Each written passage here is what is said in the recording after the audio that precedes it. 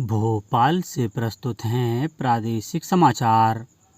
नमस्कार, समाचारों के साथ मैं जितेंद्र रघुवंशी। पहले मुख्य समाचार। प्रधानमंत्री नरेंद्र मोदी ने भारत आसियान सहयोग को मजबूत करने के लिए 12 सूत्रीय प्रस्ताव पेश किया। मुख्यमंत्री शिवराज सिंह चौहान ने मीडिया कर्मियों के लिए इलाज सहायता बीमा योजना की घोषणा की। प्रदेश में जन्माष्टमी का पर्व श्रद्धा और भक्तिभाव के साथ मनाया गया और राज्य में व्यापक बारिश का दौर, 7 जिलों में भारी बारिश की चेतावनी। अब समाचार विस्तार से। प्रधानमंत्री नरेंद्र मोदी ने भारत आसियान सहयोग को सशक्त करने के लिए 12 सूत्रीय प्रस्ताव प्रस्तुत किया है।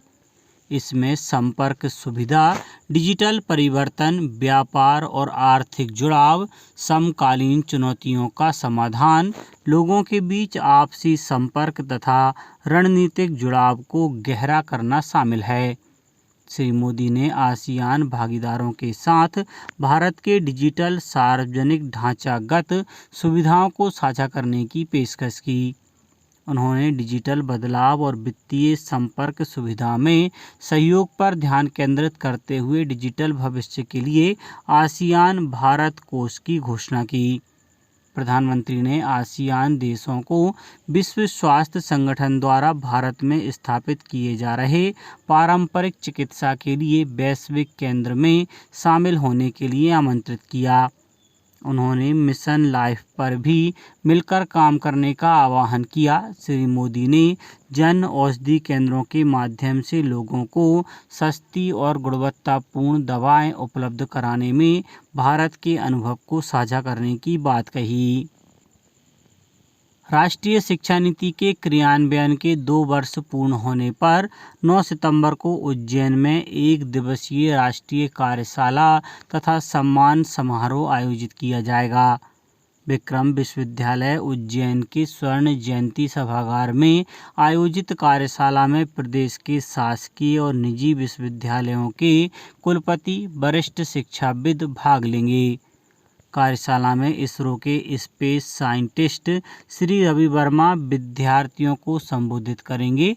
उच्च शिक्षा मंत्री मोहन यादव ने बताया कि केंद्र सरकार द्वारा राष्ट्रीय शिक्षा नीति 2020 को देश में लागू करने के साथ मध्य प्रदेश में क्रियान्वयन किया गया है। इस वर्ष तृतीय वर्ष का पाठ्यक्रम लागू किया जा रहा है। कार्यशाला में अहमदाबाद में स्पेस एप्लीकेशन सेंटर में वरिष्ठ वैज्ञानिक श्री वर्मा विद्यार्थियों को संबोधित करेंगे। कार्यक्रम का प्रदेश के सभी महाविद्यालयों और विश्वविद्यालयों में प्रसारण होगा। मुख्यमंत्री शिवराज सिंह चौहान ने कहा है कि लोकतंत्र के आधार स्तंभ के रूप में मीडिया प्रतिनिधियों की भूमिका महत्वपूर्ण होती है।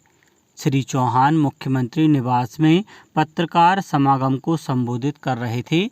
मुख्यमंत्री ने पत्रकार वर्ग के लिए अनेक महत्वपूर्ण घोषणाएं की। इनमें उपचार सहायता, बीमा योजना, आवास सुविधा, शिक्षा के लिए सुविधा आदि शामिल हैं। श्री चौहान ने कहा कि भोपाल के मालवीय नगर में पत्रकार भवन की भूमि वर्तमान में अनुपयोगी है। सभी की इच्छा है कि यहाँ नया भवन बने। इसे नया स्वरूप दिया जाएगा। नया भवन निर्मित किया जाएगा। नवनिर्मित भवन के साथ ही इसे स्टेट मीडिया सेंटर का दर्जा रहेगा। इसमें सभागार, पुस्तकालय, कैंटीन, सामान्य कक्ष सहित अन्य सुविधाएं होंगी। सेंटर में आधुनिक सुविधाएं भी उपलब्ध कराएंगी। केंद्र ने ऑनलाइन मंचों पर डार्क पैटर्न की रोकथाम और विनियमन के लिए मसौदा दिशा निर्देशों पर सार्वजनिक टिप्पणियां मांगी हैं। केंद्र ने ऑनलाइन मंचों को सलाह दी है कि वे उपभोक्ता की पसंद में हेरफेर करने और उपभोक्ता अधिकारों का उल्लंघन करने के लिए अपने ऑनलाइन इंटरफेस में डार्क पैटर्न को शामिल करके अनुचित व्यापार अभ्यास में शामिल न हों।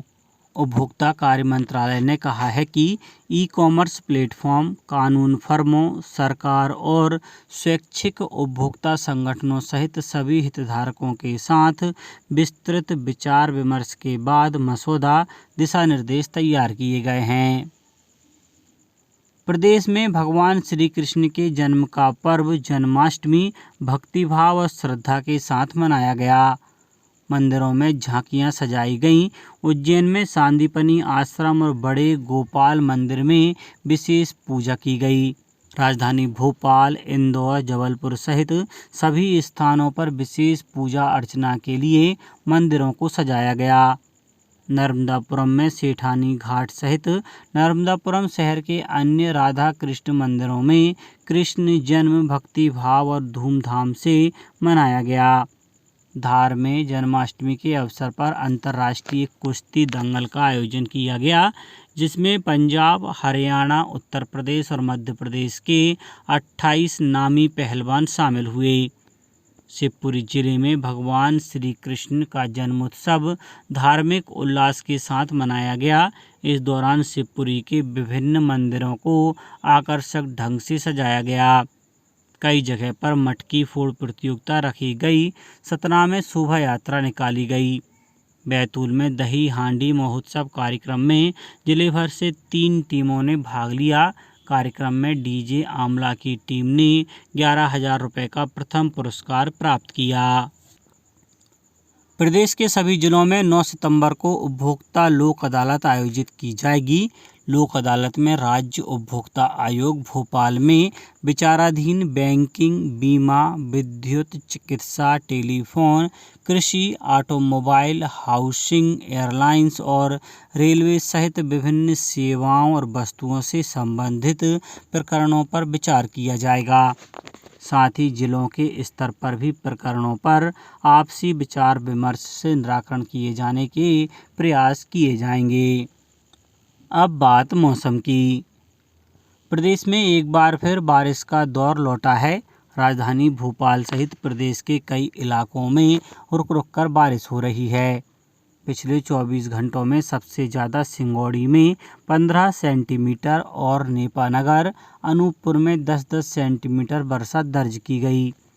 मौसम विभाग ने अगले 24 घंटों के दौरान 7 जिलों इंदौर, धार, खरगोन, अलीराजपुर, टीकमगढ़, बालाघाट और देवास में रेड अलर्ट जारी किया है। वहीं भोपाल सहित 27 जिलों में भारी बारिश से मध्यम बारिश का येलो अलर्ट है। लंबे अंतराल के बाद हो रही बारिश फसलों के लिए अमृत बन गई है। इंदौर जिले में पिछले 24 घंटों में 38 मिलीलीटर औसत वर्षा हुई है। जल संसाधन मंत्री तुलसीराम सिलावट ने अधिकारियों की बैठक लेकर फसलों की स्थिति की समीक्षा के दौरान निर्देश दिए कि सभी अधिकारी फसलों पर सतत निगरानी रखें।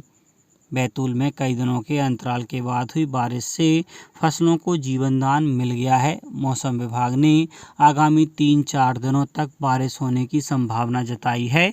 सतना जिले में बीते 24 घंटों के दौरान जिले में 45 मिलीमीटर औसत वर्षा दर्ज की गई है। अब कुछ समाचार संक्षेप में। कामाख्या देवी के दर्शन के लिए नर्मदापुरम जिले से 96 यात्री इटारसी रेलवे स्टेशन से रवाना हो गए हैं। वहीं जिले में आने वाले त्योहारों के मद्देनज़र प्लास्टर ऑफ पेरिस पीओपी मूर्तियों के निर्माण और विक्रय पर प्रतिबंध लगा दिया गया है। आगरमालवा में जन्माष्टमी पर्व पर शोभा यात्रा निकाली गई। मौसम में हो रहे बदलाव के कारण वायरल बुखार एवं डेंगू रोग को देखते हुए धार में स्वास्थ्य अधिकारियों ने ग्रामीण क्षेत्रों में मलेरिया डेंगू नियंत्रण गतिविधियों का निरीक्षण किया। स्वास्थ्य कार्यकर्ता की टीम द्वारा घर घर भ्रमण कर डेंगू मच्छर के लार्वा का सर्वे किया जा रहा है और ग्रामीणों को जानकारी दी जा रही है। गुना में वायु गुणवत्ता में सुधार एवं वायु प्रदूषण को कम करने के उद्देश्य से चतुर्थ अंतर्राष्ट्रीय स्वच्छ वायु दिवस के रूप में मनाया गया। और शिवपुरी में कोतवाली थाना क्षेत्र अंतर्गत 4 लेन हाईवे पर एक श्रद्धालुओं से भरा मिनी ट्रक पलट गया। इस ट्रक में बैठे 3 श्रद्धालुओं की मौत हो गई, जबकि ट्रक में सवार करीब 24 लोग घायल हुए हैं। अंत में मुख्य समाचार एक बार फिर। प्रधानमंत्री नरेंद्र मोदी ने भारत आसियान सहयोग को मजबूत करने के लिए 12 सूत्रीय प्रस्ताव पेश किया। मुख्यमंत्री शिवराज सिंह चौहान ने मीडिया कर्मियों के लिए इलाज सहायता बीमा योजना की घोषणा की। प्रदेश में जन्माष्टमी का पर्व श्रद्धा और भक्तिभाव के साथ मनाया गया और राज्य में व्यापक बारिश का दौर, 7 जिलों में भारी बारिश की चेतावनी। आज के इस बुलेटिन में बस इतना ही। नमस्कार।